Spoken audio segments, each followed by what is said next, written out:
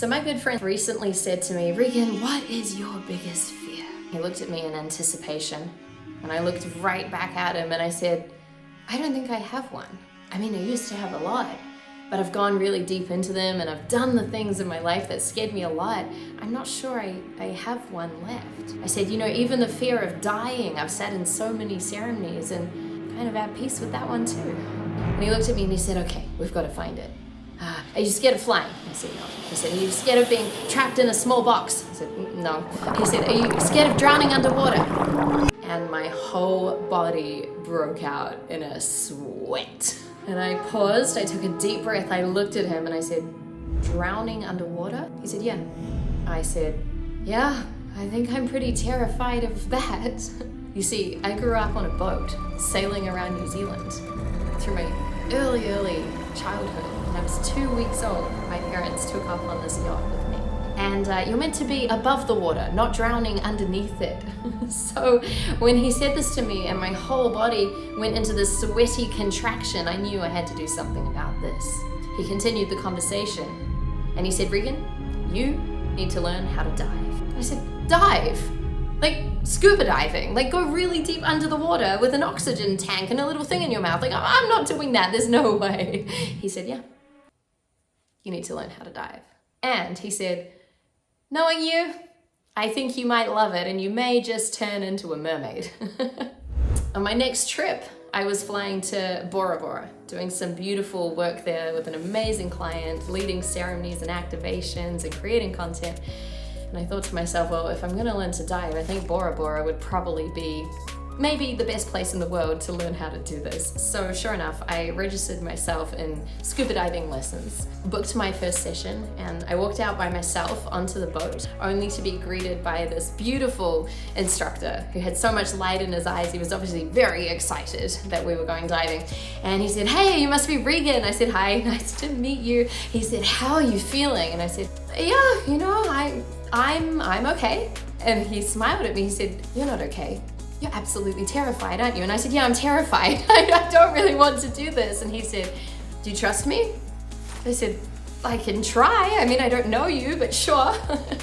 And he said, I'll look after you. So I went out on the boat, I started learning how to do everything, and we started submerging under the water for the first time. And this angel man of a human held my hand for the entire hour and a half that I was underwater. At first, I felt that it was very hard to breathe. It's like all the fear was stuck in my body and it seemed to be blocking my oxygen a little bit. But this man with me was so calm and so relaxed. He eventually got to me with his vibe and his frequency, and it allowed me to really start relaxing and to really surrender. So I survived the first dive and I popped back up on the surface and I thought, okay, great, I can do this. I went to sleep and got up the next morning ready for my next diving lesson. I was a little bit more confident now. I know how to navigate, I can breathe under the water, I can do the things.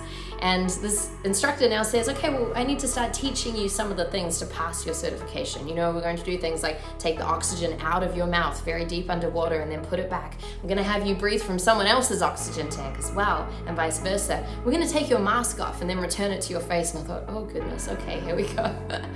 So I learned how to do all these things and we went down underneath the water, and step by step, one by one, I started doing all the things he asked me to do. I was getting more and more confident and I was feeling more and more secure underneath the water. Now, we got to the piece where I took my mask off and you had to basically sit there for 2 minutes, breathing with your oxygen piece, and then the mask is completely off your face. And then after 2 minutes, he'll tap you on the shoulder and you'll put the mask back. So he tapped me on the shoulder, I put the mask back. And somehow my hair got stuck in the mask and I was trying to clear the water out of my mask and it would not clear. I open my eyes and all I can see is murky salt water. And I can feel the water starting to go up into my nose. All of a sudden I can taste the salt water in my piece where the oxygen is coming into my mouth, and I went into a full panic. I started trying to swim up and he was not letting me get out of this. He put his hands on my shoulders and held me right down. After I realized the hair was stuck, I managed to flick everything out, and after what seemed like 10 years, which was probably about 25 seconds, I managed to clear the water out of my mask and come back to normal breathing again. That absolutely terrified me. Now, I was probably only in about 3 or 4 meters of water at this time, but it didn't matter. I I had a moment where I thought, this is it. Regan is gonna die underwater today. And I realized that one of my biggest fears of having something go wrong underneath the water was actually coming to fruition. And I got to live into that, and I got to breathe into that, and I got to clear that fear out of my body and out of my system. And then sure enough, day by day, I got stronger and stronger and stronger until we went for the final dive. The final dive of the completion of the certification. I'd really got my head and my hands around actually what I was doing at this moment in time. And as we went down, I remember the instructor had told me on the boat, we're going to go down and you're going to eventually find a family of eagle rays. You must be very quiet. We're going to crawl on the ocean floor. And then once they see you, they'll come and they'll turn their eyes and they'll look at you. And if they don't rush away, it means they're giving you permission to come and join their pack.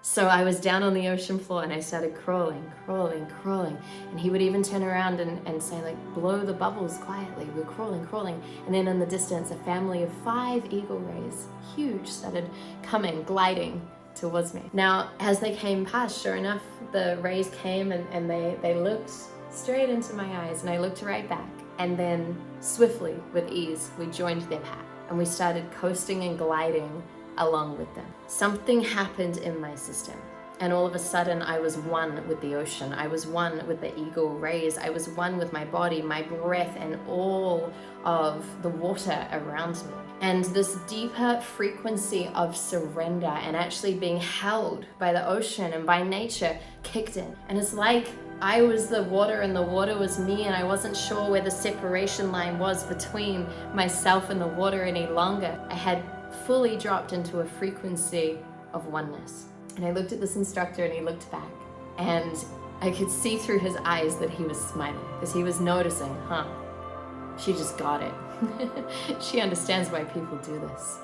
And I received this full frequency transmission of the power of the ocean and how, if you're able to truly surrender and listen, what can unlock through your body, your heart, your mind, your nervous system. My whole system recalibrated into the frequency of the ocean. Then eventually, after an hour and a half or so, I came back up to the surface. I took off my mask, and the instructor took off his, and he burst out laughing. I said, "What?"